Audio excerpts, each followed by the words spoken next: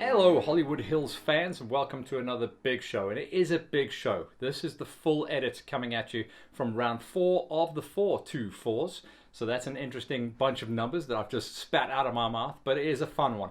This was a tough one though. As far as editing goes, this was tricky, you know, when we've got a lot of mud out there, some great entries, just under 300 riders. So this was round number 4 of the 4-2-4s, and just a heads up guys, as we go into the tail end of winter, round number 5 is coming at you in just under a month's time, so it's rapid fire on the championship now. That's going to be out at Verena. We'll talk a little bit more about that a little bit later on, but this is 4-2-4 cross-country racing action from Varkfontein coming at you.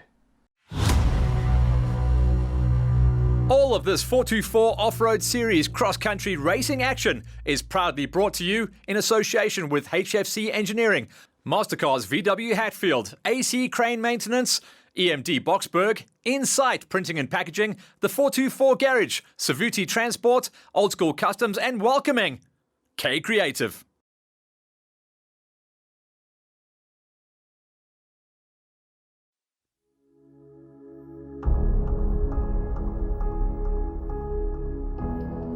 The official start of the second half of the 2022 championship. It's 4-2-4 racing time, round number 4 from Varkfontein, and this is going to be one to be remembered. Right in the middle of winter, but if you can believe it, mud is going to be a factor today. Yes, mud and dust, the terrifying twos, the combo that everyone dreads, but nonetheless, this will be a belter of a race.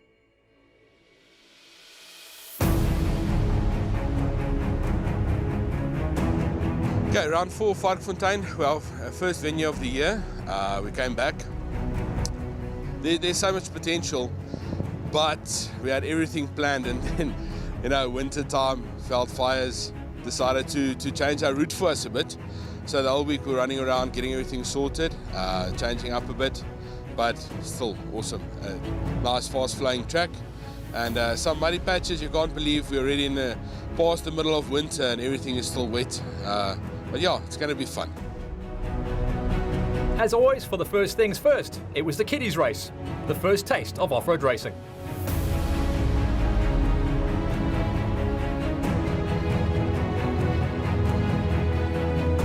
It's like the first 3 races, we've got our little mini track. That's for the small kiddies, the PB50s, maybe 1 or 2 of these electrical balance bikes. All the small little ones that's just getting into the sport, 3, 4 years old, 5 years maybe, and just to get the feeling of what racing is, and then before they go over to the 50s and bigger. Modest entries this time around and a very basic layout, but nonetheless, a lot of the families do bring their kids because either the other son is racing a little bit later on in the day, or actually dad gets his chance to rip the bars off in the afternoon. Fun had by all as always, and as always, the Kiddies race will prevail and be the morning feature of every single 4-2-4 cross-country race as we move forward with the rest of the championship.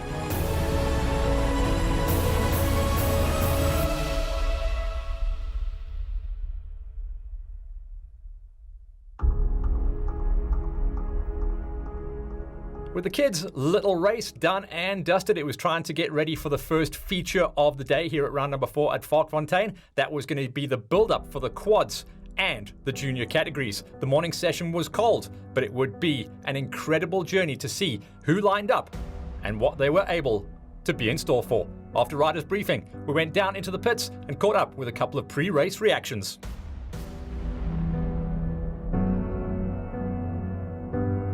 Yeah, we had Varkfontein 4-2-4 quad racing. Here to enjoy the day, to have a nice day of fun. At 4-2-4 Varkfontein, we're waiting to start the race. We are at the 4-4 race day at Varkfontein, and we're waiting to start the race. What you expecting it to be like out there? A lot of dust. It looks quite fast. With a bit of water here and there, yeah. Dust, lots of dust, stuff. I think there's going to be a lot of dust, but a lot of fun. First gate was going to be the all-conquering Q1s. That's the 450 category. They would have clear air, and this was going to be the case where getting the hole shot was going to be absolutely key, because out of a very short run into a hard left-hander, you went into swampland racing. If you got the hole shot, you were clean for the rest of the lap. Everyone else was not. One of the star riders to watch out for on this gate was going to be Reinhard Swartz. He's been in incredible form the whole way through the championship, and this is really his kind of track. On the Q2s, everyone was watching to see if it was going to be all about David Stratum. He didn't get the gate that he wanted to, so he was going to have to plow some traffic and some mud to see if he could see clear air, but no doubt he would be able to pick some very creative lines to get the job done. On the quad seniors, Brian Herbst, classic hole shot from him. He was going to be in great shape and a solid position. He'd be able to chase on lap number 1 almost the whole way through the Q2s and get himself into a strong position. He would also be one of those riders that went and walked the track to know exactly where to go. For the Q Wilds, this was a category that was pretty much dominated by the old school custom racers. 4 riders went out, but obviously only 3 positions for the trophies. Everyone was going to be chasing down on Vilru for that honor to see if they could get the job done. And for the ladies, Karine Thiessen, she's on the Suzuki. She didn't get the hole shot, but she did sweep around the outside line, so she saw clear air early on, and she left the rest of the ladies in her dust/mud as she went out onto the first of the racing loops of the day. And just for good measure, we threw in one side-by-side. No, it's not a roving marshal. It is a racing category, but very rarely do we get more than 1 or 2. Then in the 85s, the grid was so big, we actually had to split up the boys and the girls. For the 85 boys, it was all about Jaden Als and Mitch Fellon. They ran on the Kawasaki and the Husqvarna and ran numbers out front. And then on the ladies' gate, remember, they were going to be scoring against the boys, but simply for the start line scenario, they had their own line. Also, it gave the girls a little bit of a chance to go elbows up straight against each other, which they very rarely get the chance to do. But on the timing and scoring, they would be going up against the boys, and they would be throwing some massive numbers. John Blanche was on the money. He got the cheese. He went out the gate on the stacked field of 65cc's. Hole shot was going to be massive here, but also for the junior 65s, it meant if you were out first, you had to go into the mud first and pick the sweet line. That meant everyone behind would be able to see if there was a problem and react accordingly. For the 50cc's, the domination continues for Declan Richards on the Vans Racing Factory Husqvarna. Gone out front, and he was going to be hard to beat for the rest of the day. When he gets clear air, he is almost unstoppable. And new to the format for the 424s, pit bikes. That's old dudes like you and me on little bikes having fun. So that was the start line scenario for the morning session, wrapped up in a bow. We went back down to the pits to chat to the big man himself, Jono, to talk track. What we got with the junior loop is the guys are going to be heading out. First, nice tight sections, little twisties, then a little bit of mud. Then the guys getting a little bit of rocks, but not too much. Then heading out onto the farm, a couple of mealie fields, some loose sand, and then heading back to the pits. So it's also a combination of something of everything. The loop is about, we measured last night, 8.4 kilos. Unfortunately, we wanted to make it a little longer, but like I said, we lost a lot of our lands with the fires. But yeah, they're going to be busy. It's a nice and tight track. So yeah. So that's what everyone had to look forward to when we went into the racing scenario. The pit bikes catching up with Roberto Farini and Ross van Schalkwyk. 2 guys going out there just putting on a show, suns out, guns out, and just seeing what they can do. These guys are incredible racers in their own right. Bit of freestyle thrown in, but this time they went out and played in the mud as well. Just had an absolute jaw out there. On the 50cc gate, Caleb Van Heerden rocking his way up inside of a top 5.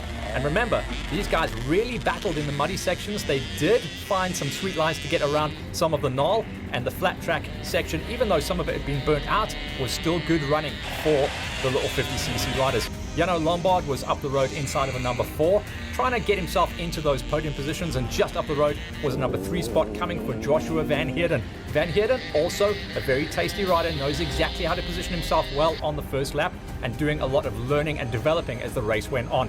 DC Daniil, so good out the gate. You always see that red helmet pop out nice and early, but this time around he did get pushed back off the hole shot, so second place was really what he was looking for. He developed and defended that number 2 spot the whole way through the day, but there was no catching the back wheel of the Husky man out front. elbows up, looks very much like Jean-Luc Van der Westhuizen did 1 year earlier. So these husky guys riding out of Vans Racing look very, very strong at the moment on the 50cc gate. Late to the championship, Declan Richards, so he needs to win everything to walk away with the title. At the moment, he's looking good as Varkfontein gives him a solid win at the tail end of the winter racing format. Richards, on paper and possibly on the championship, still the dude to beat on the 50s.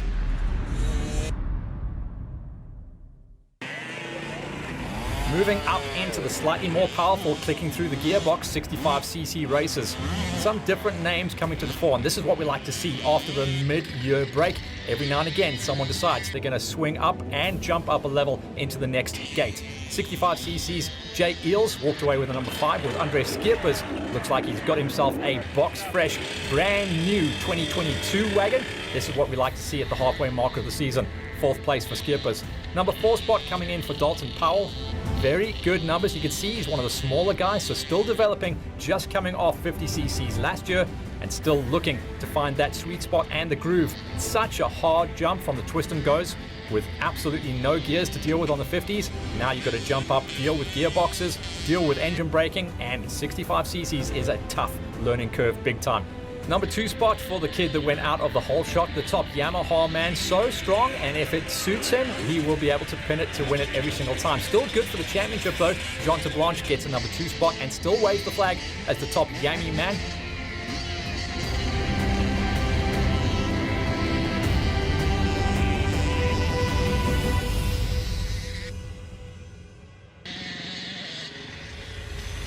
On the 85s, and remember, the ladies and the men racing, or boys and girls racing in the 85s, were scored together, so there isn't a separate championship at the moment. Bear that in mind as we go through the results. Willem Buerter walking away with a number 5 spot. Corbin Muller, in these conditions, you'd expect Corb to get a little bit higher up. 4th place will still keep him in the hunt for a potential top 3 come the end of the season though. But he has finished higher than this in the early point of 2022. Muller in a number 4 spot, and Matthias Tienpont getting it done in a number 3 spot. So the Tienponts have definitely put in a little bit of extra work this season, building up to the 2022 championship, and they are on point, racing a lot of the cross countries, so they haven't dropped the ball. They've kept the mid-season training going, and it's starting to show and bear fruit. Tienpont with a number 3 spot. Fallon went out the gate nice and early, and he had a little bit of wiggle room, but then he started to get closed down by the Kawasaki kid. Mitch Fallon, also in his comeback season, picked up a ton of injuries last year, so he's starting to find that sweet spot, but he's not quite ready to go hammer and tongs just yet. Fallon with a number 2 spot, meaning that Jaden Els starts to really show what he's capable of on the franchise co-racing Kawasaki. Remember, he was all dominant on the 65s last year, pretty much won everything that he lined up to race, and now he starts to taste victory on the 85s. Great result for Els to get the top step finally. Here's confirmation of the results then as we go through the numbers on the 85s. Els on top ahead of Fallon and Tienpont with Muller and Buerter. Watch out for the championship to tighten up with just 2 rounds to go now. Stepping forward then into the 65cc gate, Twane Tienpont gets it done. One of her first big wins. This will be one she will remember, and her family as we move forward with the rest of the season, beating out onto Blanche, Powell, Schippers and Eels. And the 50cc gate, you don't have to go far to mention the name of Declan Richards. He is late to the championship, but if he wins everything, he could still walk away with it. And then onto the pit bikes with just 2 buds, and they really enjoyed themselves out there. It was a bit of a coin toss to see who was actually going to take it. Furioni, that's Roberto, getting it done ahead of Ross van Skalkwyk. That's the juniors. Now, what is in store for the quads? Once again, we chat to Jono. Yes, the last time I checked, we were on 47 quads. So at the moment we're really blessed with all the quad riders. We try our best to keep the routes as well quite friendly for the guys to enjoy themselves. They got about a 30k loop lying in front of them. Unfortunately, we had to cut out a little bit of the mud. Some place was just a little too much. So we cut that out rather to give the guys, I don't want the guys going bogging down and stuff like that. So yeah, they're gonna also some nice open millie fields, then tight wood section, and then they're coming out to nice flat twisties and heading back to the pits.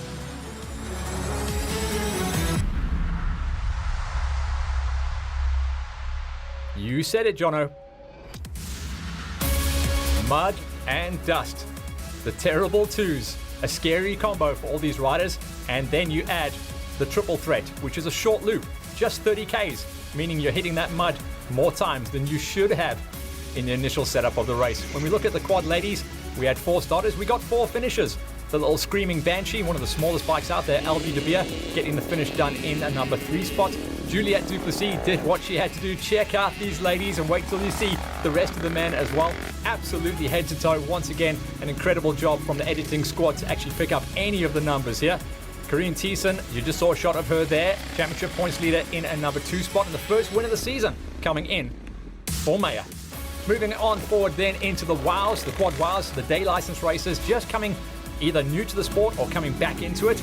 Aidan Krief getting it done with a number 4 spot with Robert Thompson in a number 3. Remember, all these guys are trying to race and get back onto the back wheel of the might of the old school's customs. These guys have been dominating so far. Marceau Cilliers getting a number 2 spot once again, and an improved race and improved lap times and form coming back into the hands of Wilrud Pienaar. Pienaar will be moving up into the pro categories next year. He is just finding his feet once again. Into the seniors gate where we saw huge numbers, and you can see these guys really had to work hard. If you didn't get the gate and you went into the box behind, you were going to get absolutely roosted. So that bog just got wider and wider as guys tried to stay out of the roost wake of the riders out front. Vickers Pretorius walking away with a number 5 spot on one of the more stock LTRs. Ahead of him was Johannes Niemann. Niemann also riding one of the big bikes, and the guys said the big 700 Raptors were good at sitting a little bit higher, staying out of the mud, and also not picking up so much of the rubbish on the underneath of the bikes as well. That became a big talking point. Arno de Bruyn in a number 3 spot with Francois Smallberger. Remember, he only got back onto full-time quad racing just 2.5 months ago, so great to see Francois getting it done, but it was the whole shot kid, Brian Herbst, who said this was one of the most challenging quad races he has ever had to manage. A big crash towards the end of the race, but still managed to get himself up and walk away with another win. He is off into the distance as far as the championship goes, as he nailed down another victory. The Q2s, as you'd expect, these are the open category bikes. Most of these guys are running 650, 700 or 450 stroked engines, so they are able to run very fast pace if you can find a track where you can unleash the beast. Jean-Ray Fenter walking away with a number 5 spot, with Glenn LaRue up the road with 4th place. Reino van der Westhuizen was in a number 3, but the guys that ran the big pace out front are the guys that will, no doubt, go for the championship come the end of the racing season. Tinus Kotzer is on sublime form. This guy is absolutely dialed in. I love watching him riding. He loves it a little bit more technical, so this really played into his wheelhouse, and he seems to have the sweet spot set up on his machine once again. But David Stratum, even though he admits he is not fit, race fit at the moment, he still walked away with the win because he brought a great setup on his hybrid machine, and all that experience pays the bills. David actually taking the Q2 win and the overall on the event, meaning he was the fastest guy out there. On the Q1s, these guys had the unenviable task of going out and opening up the track in the morning session. So they had to learn the track first, and lap number 1 was totally blind. No tire tracks to follow. Well done to these guys for figuring things out. Their day did get better though. Johan Potgieter getting it done into a number 5 spot, with Leandre Van Skalkbeek into a number 4. Up the road, the guys were really hustling, but end of lap number 1, a lot of the Q2 racers came and joined the party, so it was a bit of a mixed bag to see if it was going to be a 450 or an open bike that walked away with the win come the end of the day. We obviously know the answer to that. It was David Stratum on the Q2s. Vernon Pretorius getting it done with a number 3 ride, also finding a track that really suited his style and his machine nicely, but up the road. Franco Pretorius. This kid is a bit of a revelation, picking up where Keenan Hammond left off. In fact, getting onto his machine, so we know that the guy has got a really good setup on the wagon, and he can charge when he wants to. Just great to watch as well, one of the lighter riders out there, so he sets his quad up nice and high. He had a really good setup on it to try and stay out of the mud. A lot of the quad guys choosing to keep their quads low, but Pretorius went the other way, and it definitely paid dividends come the end of the race. He wasn't too far off the win coming from the hands of Reinhard Swart. We said he was a big threat coming into this race. It seems like the tougher the conditions, the better. If he doesn't have any mechanicals, Swart is near on unstoppable. Not just the win in the Q1s, but also a very high overall finish. In fact, looked like he broke into the top 3 come the end of the day. So Swart on a bit of a burner at the moment and looking good for that championship in the Q1s. On the day, just a couple of Q2s a little bit quicker than him. But Swart is on the money right now. Let's go down in the pits and see how the day went for a couple of the riders. Yeah, no, look, it's only Jonathan that can find this amount of water in the middle of winter. So, no, but a good race. It was a clean race, no mistakes, start to finish. So, a lot of guys to pass. There was big classes today. So, I didn't get off to the best of start. The start procedure was a bit tricky. And I just went flat out first lap and took the lead from the first lap and then just kept it clean out in front. No, definitely. It's a lot of fun. We're here for the fun. But, yeah, no, I'm happy with today. I'm not the fittest. I haven't been training as hard as I should, but good overall win. Colgate in degreaser is the order of the day for these guys. Here's confirmation of the results then, with Swart getting the win in the Q1s, first out the gate, beating out Pretorius, and then Vernon Pretorius with the number 3 spot, ahead of Van Skalkvik and Potgieter. The Q2s, as we said, we were expecting them to go fastest, and they did. David Stratum once again onto the money. Seems to have sorted out his early season problems and gremlins. He's now on the top step ahead of Kutzer, Van der Vestes and LaRue and Fenter. Those were the swingers inside the top 5. For the senior gate, no surprise really to see Brian Herbst get the top step, but he did surprise himself because he said he had a big crash towards the end, lost a lot of time, and Smallberger can chase him down. Herbst getting the win ahead of Big Burger, and then De Bruyn, Niemand, and Pretorius. For the quad wows, another win for Vilru Pienaar as he just continues to develop, coming back from multiple junior wins back in the day. He's back into the sport, beating out his good buddy Cilliers. Those were the 2 old school customs races ahead of Thompson and Grief. For the ladies, Ronica Meyer gets her first big win of the 424s. That's going to change up things in the championship, but the second place for Corinne Thiessen should still keep her in the championship points lead as she puts some time into Duplessis and De Beer.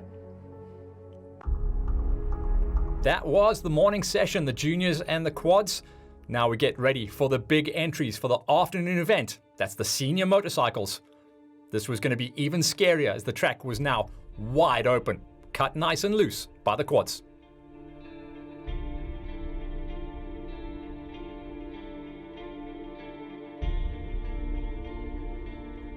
The quads will get themselves ready for Verena. That's the round number 5 on the count in just over a month's time.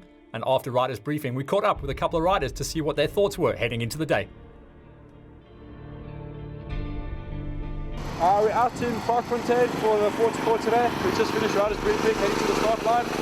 Looks like it's going to be a bit of a mud fest today. Should make things quite interesting.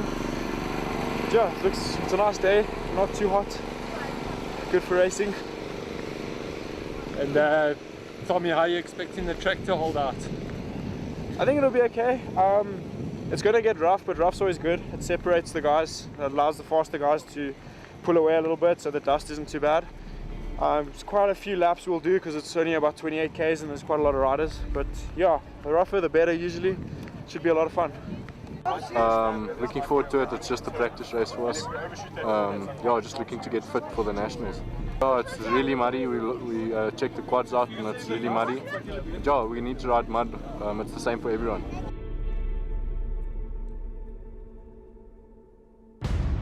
First gate, as always, the OR pros, and there were some big swingers lining up this time, but everyone knew they were going to try and chase down on the devastator, Devon Smith. But a ton of riders getting themselves ready for the official start of the second half of the season were here, ready to rip the bars off.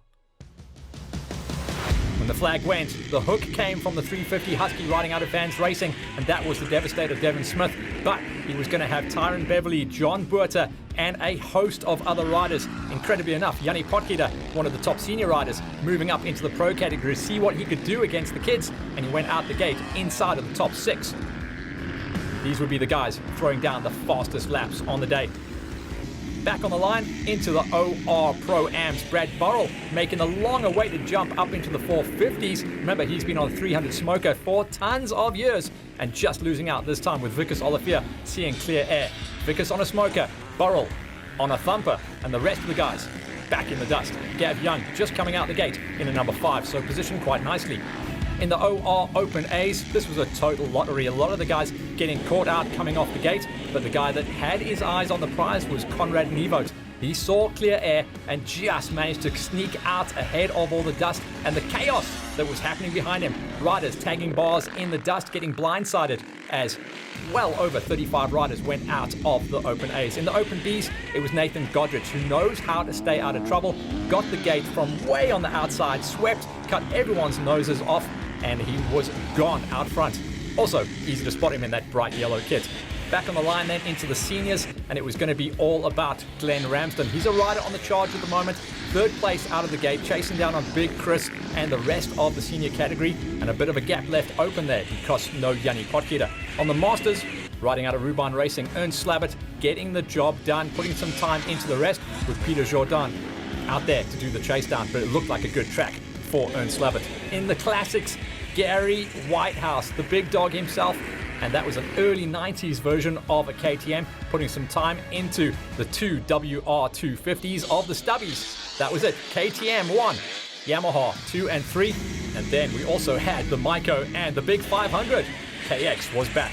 In the high schools, this is a bit of a wide open one. We do see a different category of rider coming into the 424s. This time around, Vincent Van Rooyen looking factory fresh, trying to keep his brand new Thor racing kit nice and clean, at least for a couple of laps. For the ladies, Van der Moe, tough to beat this lady off the line. She was absolutely dialed in, put something like 5 seconds out into the rest of the field coming off the gate, and it was going to be up to early points leader championship runner Danelle Delport to do the chase back to see what she could do. On the senior 85s, the little bikes going out onto the big loop, massive lead and a great whole shot reaction for Janko van Niekerk to go off the front and then back into the WOW class.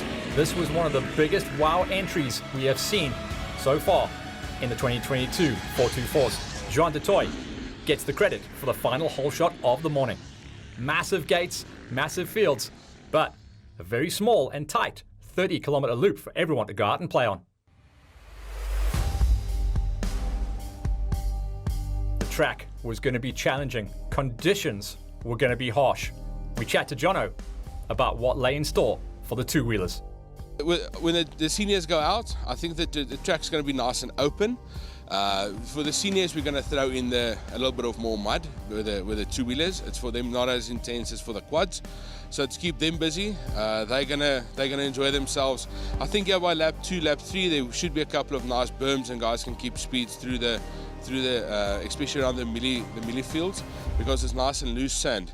Dust is going to be a factor, but the guys are going to be in the dust, and then they're going to be in the water, and then in the dust. So can't wait to see the guys after the race.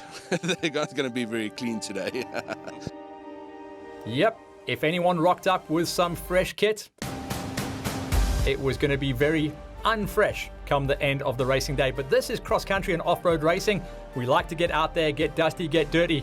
And well done to Jono for dealing with the challenges that he had on the day. You could see a little bit of burnt out felt, and it was swamped out in the lowlands. The lowland swamp area initially wasn't on the cards for the bikers, but take it as it comes. Unfortunately, we had to do some reactions on the day, and well done once again for the 424 squad and the management crew for keeping it all together and allowing all these riders to still go out there and have a spectacular day of racing. Some of the riders that enjoyed probably their best day in the saddle since they have swung a leg over a bike were the WOW class racers. Over 20 riders going out of the queue, and focus in on the guys that made the cheese and got themselves into the top 5. Jex Moya was the first of those riders. Good off the gate, developed as the course went on and the day went along, and to 5th place he can hold his head very high. Gets the shout on Hollywood Hills here as well, and that's going to make sure that he is happy and keeps coming back for more and more. Shane Wilson, a little bit of no man's land ride for him, not with the front bunch and a little bit ahead of Jex Moore, but Wilson will be happy with the number 4 credit. The first of the 3s, and that was the guy taking the lowest step of the podium, Justin Maggie. Very strong ride for him, and he kept himself pretty comfortable the whole way through the day, staying in a tight-knit group. We do see a lot of riders in the WOW class choosing to ride together and staying on the elbows of other riders just to make sure that they get through some of the gnarly sections, and it was Henko Prinsloo also in that comfort zone. 2nd place for him, not far off the win. Jean Detoy, though, didn't need any of that comfort. He was happy to run the numbers out front, and after he pulled the whole shot, he was gone. Watch out for this guy to line up on one of the pro gates going forward into next season. On the 85 seniors, these are the smallest category bikes to go out on the big loop, and they gave us some spectacular racing. Different riders lining up this time around as well. Farid Bosch getting it done inside of number 4. Good result for him. That's going to pull his socks up in his championship run. Ruan Opperman just a little bit ahead of him on a number 3 ride, but these guys were on some of the lower spec bikes, some of the older machinery, so they knew on the big straights they weren't going to have the ponies of the guys a little bit further up the road on slightly fresher kit. Janko van Niekerk, remember, he pulled the big hole shot, he got the numbers going out there early on, but it also meant that he was the target and everyone was going to be following him. So who was out front, who was to be chased down? That was Luande Krobler getting the big win out at round number 4. In the ladies' gate, remember, everyone was chasing down on the big hole shot coming out of Van der Moe. So the ladies further back really battled with how to figure out all the mud box. They weren't deep mud box, but it was hard to find that traction. Linda Moyer got it done into number 5. Nicole Compain, who has been in great form at the early part of the season, really struggled on this format of track. Looks like she's been picked up by Spherical Logistics on the Husky squad, so great to see her getting that support. 4th place will be one of her lowest finishes on the season though, so she's going to have to bounce back in the remaining 2 rounds of the championship. Early part of the season looked like it was going to be Compain versus Danelle Delport. Delport had a stranglehold on the championship with the first 2 rounds in hand. Since then, she hasn't tasted champagne from the top step. It was a box finish this time around, 3rd place, but she'll be losing her grip on the number 1, and she will probably have to fight to hang on to that number 2 as well, as more ladies start coming in and racing and robbing those valuable championship points away from her.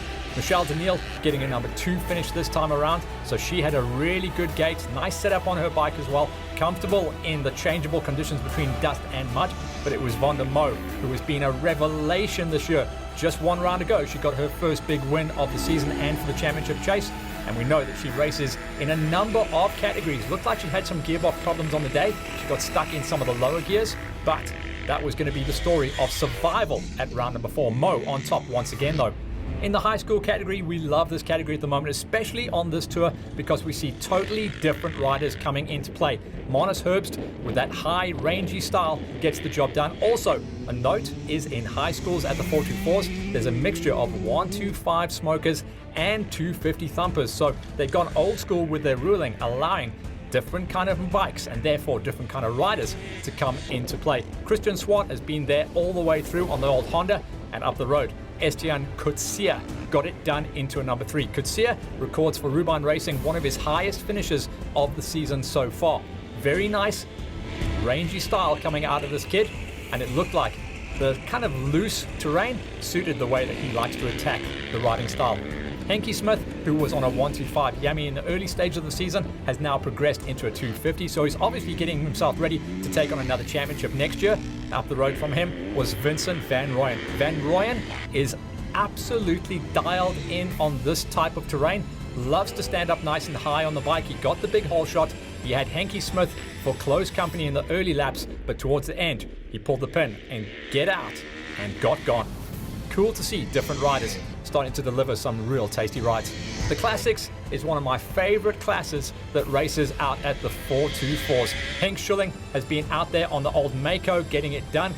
Look at the size of that big pipe. Remember, Johan Visser, he was unstoppable in the early couple of rounds on the big Kawasaki KX500. He missed out the previous round. He's still in good position for the championship, but he needs to start getting on the money once again. Visser down into number 4. Gary Whitehouse, the big guy on the old KTM, the classic racing KTM from the early 90s, got it done out in clear air, but faded back towards the end of the race into a number 3 spot.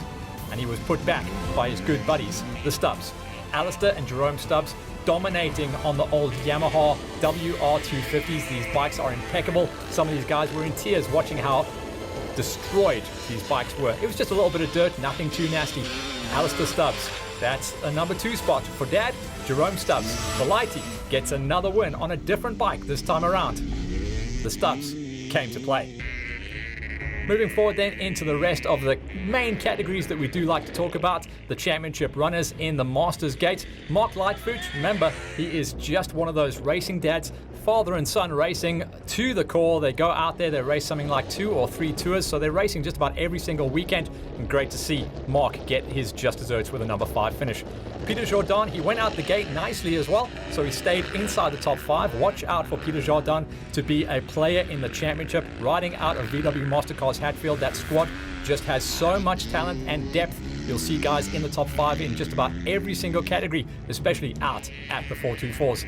Up the road, the guy that pulled the pin on the whole shot, but he knows, because at the early part of the season he committed to going with the smoker. He knows he doesn't have the top end as the big 4-stroke, so he got an early gate, got some clear air, and eventually dropped back for Rubine Racing, earned Slavitt into a number 3 spot, but still good numbers on the page for the championship. Charles Van Roy, one of his best rides, and you look at the style on this rider, elbows up, almost straight up and down, classic Kenny Gilbert off-road racing style, so you know he comes from a motocross background as well. Charles Van Roy gets one of his best rides under his belt, 2nd place, and a bit of a spoiler in the championship mix. Always like to see this guy deliver the goods. For the last couple of seasons, he's been known as Mr. 2 and 3 because he very rarely takes the win, but this was a race where the stars lined up for Johann Bosch to get his name on the big trophy at the top. That's going to change up the championship standings as well. Going forward then into the younger old dudes, the seniors. This is where I would race, by the way, if I was still on the pegs. The seniors, where Mornay Frampton gets it into a number 5 spot, trying to chase down into the dust of Lucas Venter. These senior riders, by the way, were still able to control times that would put them into the top 50 in the overalls come the end of the day. So the talent pool runs deep and wide in the seniors. Toy to Toy inside of a number 3 ride this time around, trying to race onto the back wheel of Rudy Martins. The Toy, bit of an unknown factor on this category of racing. You can see he was still trying to figure out how to get the best out of himself and his machine, but still great to watch. The rider who looks like he's riding out of Roberto, styling it up there on the box at round number 4. Rudy Martins, yeah, one of those riders riding out of Roost KTM. He knows exactly how to get the best out of any format of racing. We see him out there on a number of the tours, charging his way through. Glenn Ramsden riding out of Bikers Warehouse on the Husky. He has been tagging every single racing get under his belt. He is new to the sport. He's only been on the bars for a season and a half, and under the tutelage of Wayne Farmer, it looks like Glenn Ramsden is coming good. He records his first big win. Well done to Glenn for getting the job done there. In the Open Bs, as we climb the ladder, we start to see the lap times and the racing tighten up big time. Hubert Petersen was inside of a number 4 as he stayed out of trouble. Remember, the Open Bs gave us a big gate as well over 25 riders. So if you can break inside of those top figures, you know you're on an absolute burner. Normally, the guys that get the good gate are able to survive out front as well. Hubert Petersen chasing down on the back wheel of Darby Prinsloo, and then it was Ben Jourdan. Ben, so good at getting the drop out of the gate. This time around, it didn't really get the cheese, but he is so good at surviving those early laps to see what he can do out front. Devan Petersen was there as well, chasing down a number 2 spot. And it is the younger guys that were rocking and rolling at the 1s, 2s, and 3s in the Open Bs. Ben Jourdan, a little bit further back than he would have liked this time around with a 3rd place, leaving Petersen to duke things out for the win with the one and only Nathan Godrich. Godrich got clean air, you could see that from his kit as well. He was able to make some really clever line choices through the mud bogs, and a rider who once again is on the comeback trail. He's been a slow burner for the last few races of 2021 and now in 2022. Godrich really is the man to beat. I'm expecting to see him move up into full pro for next season as well. Into the OR Open A's, these are the guys that are dangerously close to the lap times of the pro category races. Joppie Combrink, another rider out there chasing it down for the VW Mastercars guys. Onto the back wheel of Benru Stratum. Stratum, I love this guy's riding style. All the way over the front, puts a lot of pressure on the forks, but it actually makes his bike turn so well. So he's got a great setup on his machine. Styles his way up there, little bit of a bar turn as he goes and charges his way through into a number 4 finish. Up the road, Christo Dalport getting it done on the back wheel and just enjoying his time out there. Looked like he had a lot of support on the sideline, one of the older Kawasaki's, charging his way through into a number 3 ride. Great to see these guys putting on a show for the crowd on the sidelines, and wonderful support out at Varkfontein, just on the outskirts of Boksburg area. Millie Claassen This guy has been very, very strong the whole way through the championship tour so far. Didn't get the gate he wanted, and as cause and effect, got stuck in the dust and the mud, was unable to improve from that number 2 finish as Conrad Nievoet pulled the pin, got out front, and absolutely controlled the race and the pace in the open A's. If you were in the dust in the early laps, you weren't getting near anyone's back wheel. Up the road then into the OR Pro-Ams. These guys also very, very strong. This was a huge gate, and I could not call who was going to walk away with the big win this time around. There was so much talent, and it runs so deep in this category on the gate. The top 5 were really charging head and shoulders ahead of the rest of the riders. Brandon Vance getting it done with Rian Vermeulen. Also one of these big riders, does like to work on the setup of his bike. The faster the better, and even though this track had some wide open sections, it was an incredible mix of tech and wide open and flow. You could kind of live between 3rd and 5th gear the whole way through the day. Rian Vermeulen would have preferred to live in 5th all day long. 4th place, also a good position for him to stay in the championship hunt. 3rd place, a nice improvement off a not a bad gate. It was around about 5th or 6th place that we saw Gav Young on the old school customs racing Yamaha Smoker come out. So he was stuck in the dust. He made some good passes, probably a really good fueling strategy. Him and his dad work on that very well. So 3rd place for him. 2nd place, and we saw this guy pop out and see a little bit of clear air in the early running of the race. Vickers Olivier eventually getting past, but controlling the pace for 2nd place again.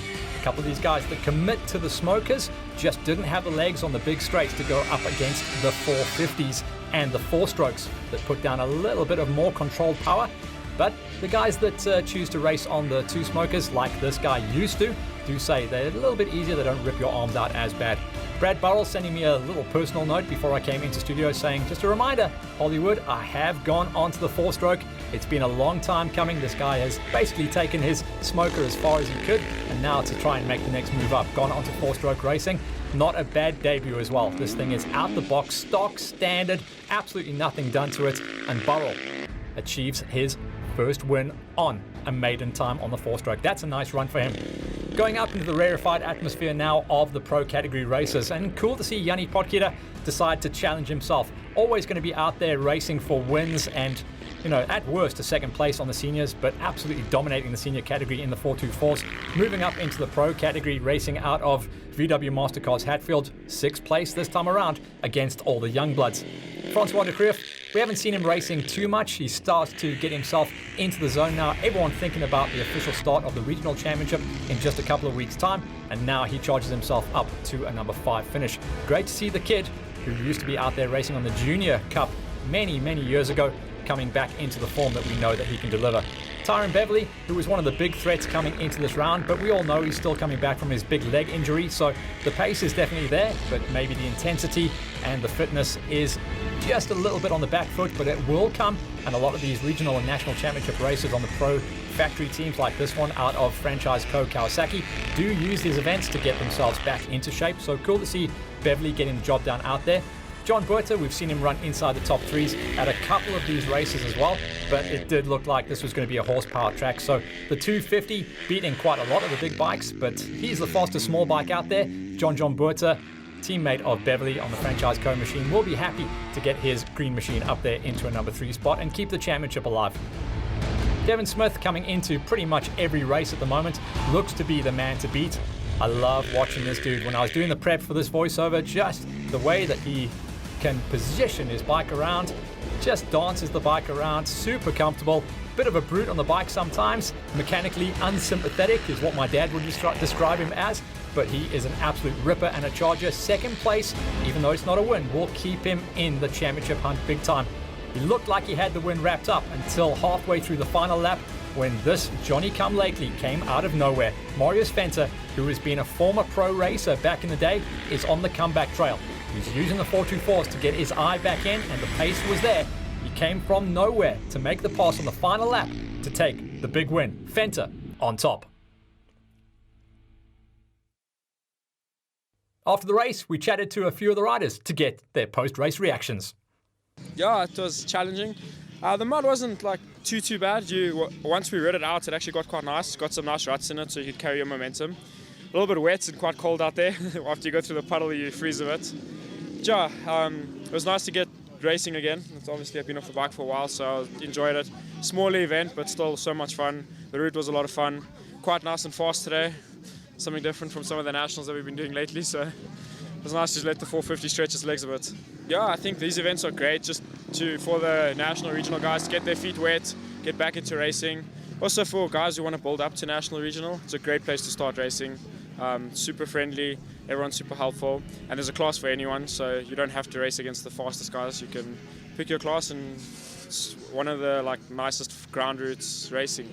Yeah, yes, it was a muddy day. I actually fell back a lot and had to try and catch up in the third and fourth lap, and yeah, I made it up to third overall, and yeah, I'm happy with that. It was fun. We come and race this for fun and fitness, and yeah, can't complain. It was a good day out, feeling fit. Yeah, thanks to the TFC franchise, Co Kawasaki, Uncle Harry, my dad, my mom, my whole family for supporting me. Henderson Racing Products, Talkcraft, all of the sponsors, thank you.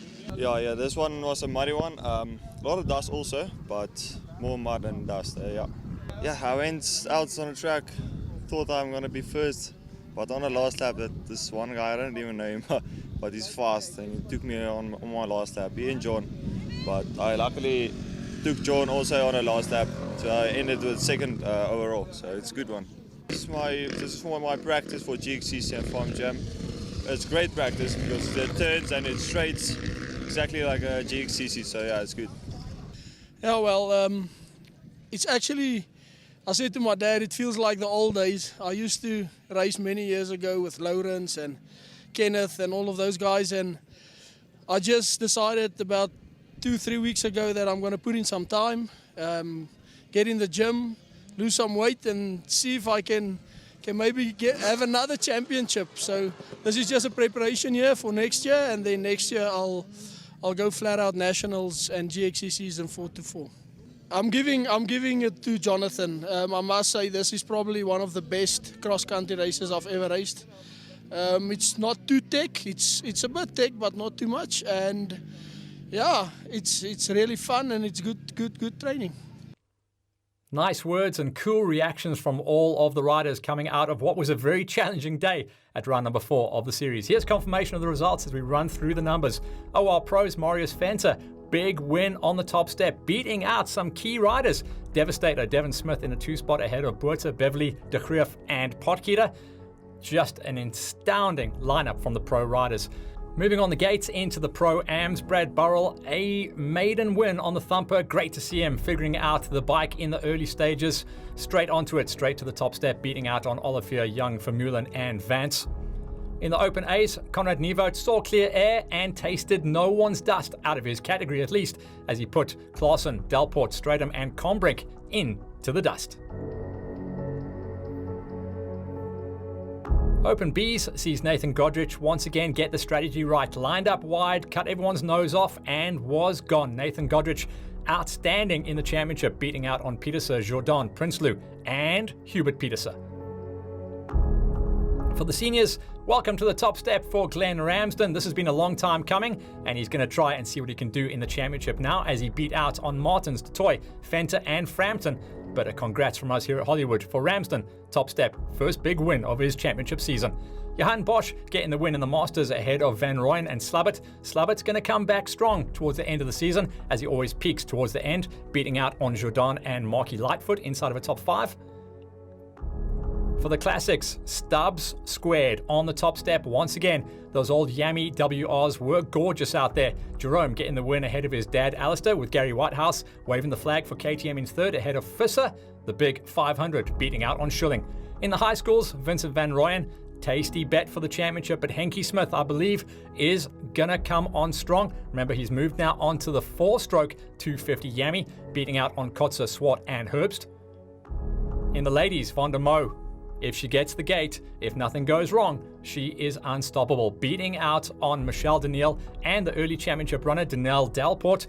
Campaign had some problems on the day, down in 4th, and Linda Moore rounding out our top 5. For the 85 seniors, these are little bikes on the big track. Luande Grobler getting the pass done on the early hole shot favourite Janko Van Kirk and putting Ruan Opperman in third, meaning Farie Bosch rounded out our top 4. Luanda Krobler, great win though to see him on top. And then in the wild class, Jean Dutoit has learnt the biggest lesson in cross-country racing: get the whole shot and get gone. He gets the win ahead of Prinsloo, Maggie, Wilson and Moya.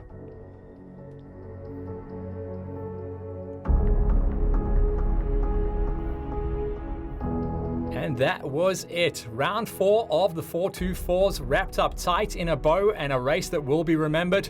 A very rare situation where we see a nasty combination of mud and sand and dust. But we've still got 2 rounds of racing to go. The next round is going to be in just over a month's time out at Verena, a brand new laid out version of the track out at Verena. We can't wait to see you guys out there.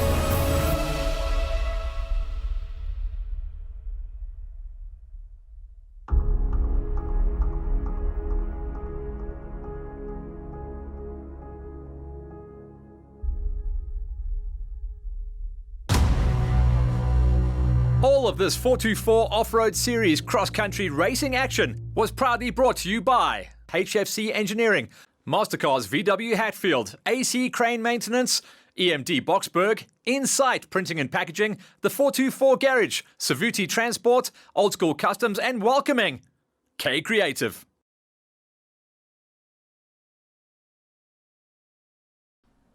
So that was round number 4 of the 424s, like I said, and now we get ourselves ready for what is coming up. So we've got a little bit of breathing room where the initial date for round number 4 of the Farm Jams was. Then it's going to be straight out to GXCCs. This is going to be the classic race venue of the Koa Lodge. Can't wait to get out there, and I will be on the line with you beautiful people. And then we get ourselves ready for the 20th. That's going to be Farm Jam round number 4. That's from Boccabello. So there is a ton of stuff coming down the pipe before we get into thinking about coming out of winter.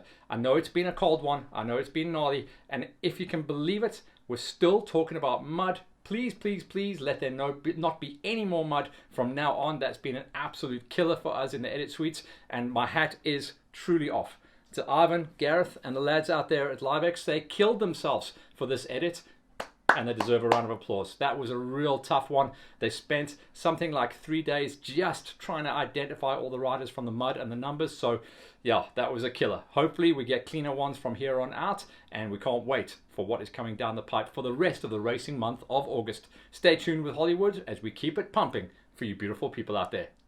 Laters.